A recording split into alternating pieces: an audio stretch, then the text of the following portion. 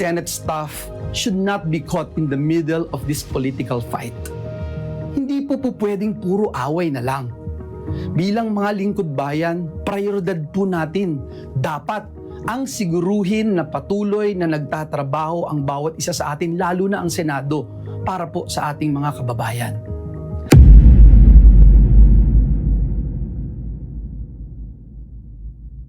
Maganda at mapagpalang araw po sa ating lahat. Ito po ang inyong empleyado sa Senado, kapatid at kamanggagawa sa ubasan ng ating Panginoong Diyos, Senator Joel Villanueva. Sabi po ng Kawikaan, Kabanata 3, talatang 4 hanggang 6, "Kay Yahweh ka magtiwala, buong puso at lubusan, at huwag kang mananangan sa sariling karunungan. Sa lahat ng iyong gawain, siya nga'y alalahanin, upang ika'y patnubayan sa iyong mga tatahakin."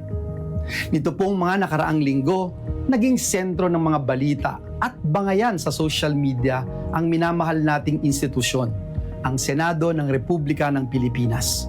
Nag-ugat po ang mga kaguluhan sa magkasunod na pagpapalit ng liderato ng Senado noong May 11 at June 3.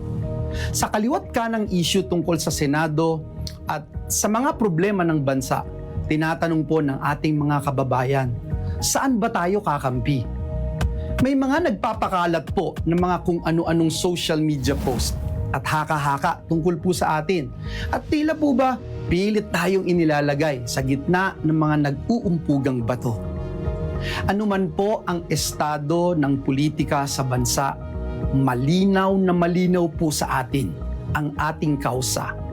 Dahil po sa inyong mga panalangin, pag-aayuno, lalo pong tumitibay ang ating paninindigan na lumaban lamang para sa katotohanan, para sa katarungan, at para sa katwiran.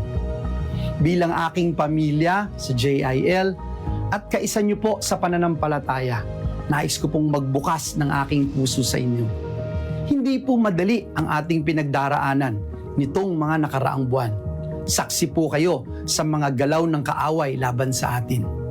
Tunay po na may mga sandaling kailangan mong pumili kung ano ang tama, kahit hindi po ito ang pinakamadali. Para po sa akin, malinaw na malinaw ang sagot. Higit po sa politika, ang pananagutan ko po ay tanging sa Diyos at taong bayan. Dumaraan po tayo ngayon ang ating bansa sa sunod-sunod at patong-patong ng mga problema at pagsubok. Hindi pa nga po tayo lubos na nakakabangon mula po sa matinding pagsirit ng presyo ng produktong petrolyo. Dulot po ito ng digmaan sa Middle East. Patuloy po na bumabagsak ang halaga ng piso laban sa dolyar, na lalo pa pong nagpapahirap sa ating mga kababayang Pilipino. Patuloy po na tumataas ang presyo ng mga pangunahing bilihin na direkta pong nagpapasakit sa bulsa ng ating mga kababayan. Mataas pa rin ang antas ng kawalan ng trabaho at marami pa rin pong hirap na hirap makahanap ng matatag na kabuhayan. Nananatili po ang banta ng isang Super El Nino na maaari daw pong magpalala ng kalagayan ng ating bansa. At ngayon nga po, isa na namang matinding dagok ang tumama sa ating bayan matapos yanigin ng 7.8 magnitude na lindol ang maraming bahagi ng Mindanao na nagdulot po ng pangamba at panganib sa libu-libong pamilyang Pilipino. Kailangan na po ang agarang tulong ng ating mga kababayan, ating mga kapatid sa Mindanao. Ang nakakalungkot po, hindi po makapagtrabaho ng maayos ang Senado. Hindi lang po dahil sa issue ng liderato, kundi dahil sa mga lockdown at patuloy na banta sa seguridad di umano ng ating institusyon. Naiipit po ang mga kawani ng Senado na nais lamang pong makapagtrabaho.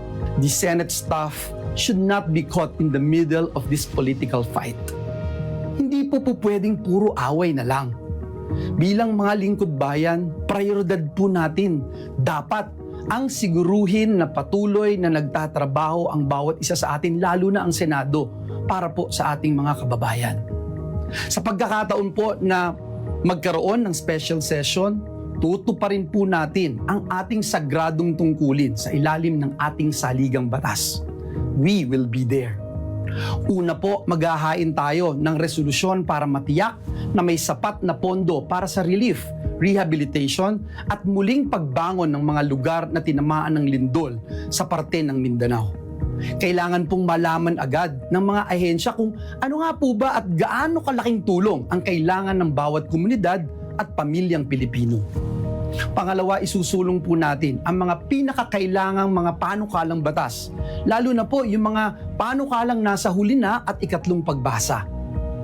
Ikatlo, bibigyan katiyakan po natin ang ating mga kapwa lingkod bayan na naghihintay ng confirmation ng kanilang mga appointment, lalo na po ang mga opisyal ng ating sandatahang lakas. Mga kapwa kong manggagawa sa ubasan ng Panginoon, hindi po ito panahon ng kampihan. Kapag may kababayan po tayong nangangailangan, tungkulin po nating tumugon at maglingkod. Noon hanggang ngayon, klaro po sa atin, klarong-klaro po sa atin ang dahilan kung bakit tayo narito bilang lingkod bayan. Klaro po sa atin kung bakit tayo ay dinala ng Diyos sa posisyon na ito. Tungkulin po nating protektahan ang ating institusyon at unahin ang kapakanan ng ating mga kababayan. Higit po sa lahat, patuloy po tayong maninindigan para sa Diyos at para sa bayan. Maraming salamat po at pagpalain tayong lahat ng ating Panginoong Diyos. Ihabol, marami akong gusto sabihin pero habulin ko lang yung 4 minutes para sa mga kababayan natin. Alam nyo na, nasa gitna tayo ng crisis. Iba-ibang klase ng crisis. Higit sa lahat, alam nyo rin ang nasa crossroads of decision si Joel, ating senador, na naging biktima ng massive black propaganda, massive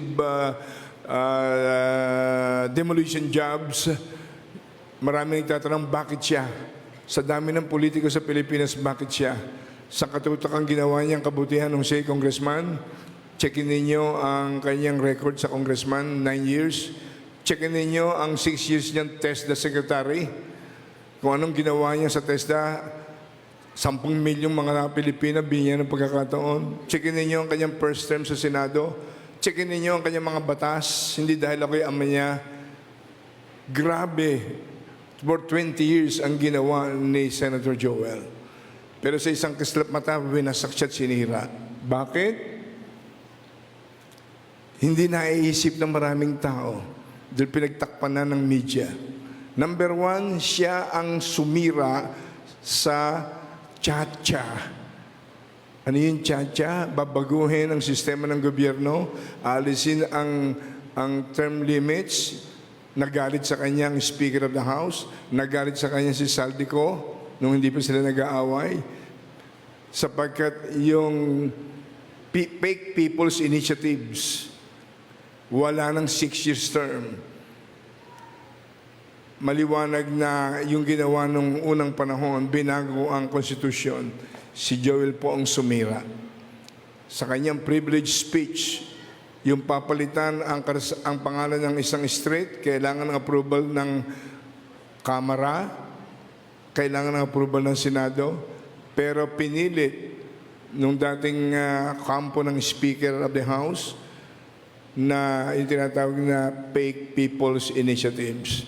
Wala nang ganon. Papalitan ng ating konstitusyon. Siya ho ang sumira ng perpetuation of power. Pero kinalimutan ng media yun. Number 2, siya ang pumatay sa Pogo gambling mafia ng China. Siya ang principal author. At maraming nasaktan. Yung mga protector ng Pogo sa Pilipinas, i-research ninyo sa Google at saka sa AI, makikita ninyo si Joel ay pinagbantaang patayin nung pigilin niya ang Pogo. Multi-billion gambling global syndicate sa buong mundo, ang pinakamalaki dito sa Pilipinas. Number 3, napagkamalan siyang tumulong to kill the impeachment ni Sara Duterte last year. Hindi ho siya. Ginawa lang nila ang tungkulin niya, hintayin ang desisyon ng Supreme Court bago ituloy ang impeachment trial. Dahil kung sila nagkakaroon na ng impeachment trial, biglang bumaba ang desisyon ng Supreme Court at siyang ang nangyari, unconstitutional, the then Senate President Jesus Escudero at Majority Leader Joel Villanueva will be branded as the most stupid lawmakers in history. Ginawa lang ho nila ang kanilang tungkulin. Hindi ito na pag-uusapan sa media. Bakit? Hindi naman lahat.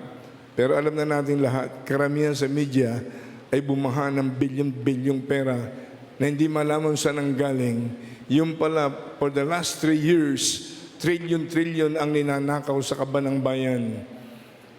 Nabanggit kanina ni Pastor Stan, noong 2013, ay nagkaroon ng klamoran tao, tigil na ang pork barrel.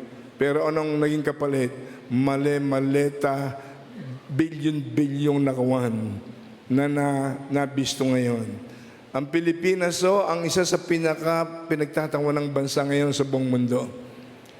Kaya patuloy nating ipanalangin, nakalulungkot, yung per capita income ng Pilipinas ngayon, kung ikukumpara mo sa mga bansang dati buntot lang ng Pilipinas, katulad ng South Korea, third world country dati yan, buntot lang ng Pilipinas yan. Ngayon, first world country. Ang per capita niyan ay sa kita ng bawat tao, ang per capita, $34,000 ang mga mamamayan ng South Korea. Yung Taiwan, dati buntot din lang ng Pilipinas yan. Ngayon, $39,000 per capita ho. Ibig sabihin, ang estimated income ng bawat mamamayan. Pero ang Pilipinas, ilan? $4,000 per capita. Kumpara dun sa 39, 34 ng Taiwan at saka ng South Korea. Yung Vietnam, mataas pa sa atin ang Vietnam ngayon, $5,000. Ang Pilipinas, $4,000. Pero ang Taiwan, $39,000. 34 ang South Korea. Ganon din, lalo na naglalaro ang Japan, ang Malaysia. Nakakalungkot po ang nangyayari sa ating bansa dahil sa corruption. Kaya sabi ko kay Joel, sundin mo ang konsyensya mo. Kung ano ang perfect will ng Diyos, yun ang sundin mo. Huwag yung mga politikong kaibigan mo, mga kasamahan mo, magdesisyon ka, hindi kung anong gusto ng tao sa politika, sundin mo kung anong gusto ng Diyos sa buhay mo, at iyon ang dapat manaig.